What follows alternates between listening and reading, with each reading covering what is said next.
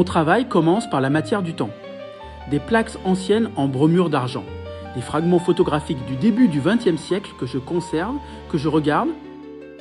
Dans mon travail souvenir du présent, je cherche à faire dialoguer ces images avec celles que je réalise aujourd'hui. Non pas pour opposer les époques, mais pour les rapprocher. Photographies anciennes, cartes postales rares, documents oubliés, tous deviennent des présences actives. Dans la série 1900 Paris, plus de 100 images ouvrent un passage discret, un tunnel du temps où des Parisiens séparés par un siècle semblent soudain marcher ensemble dans la même rue. Les silhouettes d'hier croisent celles d'aujourd'hui. Paris apparaît alors comme une ville à deux vitesses invisibles. Au début du XXe siècle, la capitale s'éveille à une modernité nouvelle. Les tramways avancent lentement sur les boulevards.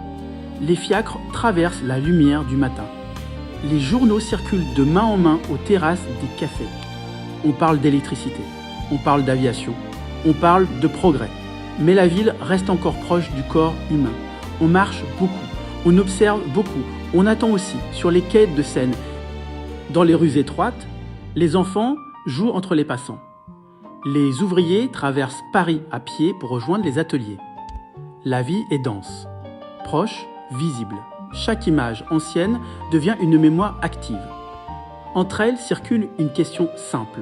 Que reste-t-il du temps dans une ville qui ne cesse de changer ? Souvenir du présent est une tentative de réponse, une traversée entre deux siècles. Une rencontre improbable entre des passants qui ne se sont jamais connus et qui pourtant partagent la même rue. Alors, laissez un instant vos téléphones. Fermez les yeux.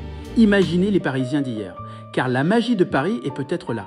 Les mêmes pavés, les mêmes rues, les mêmes immeubles et la même lumière.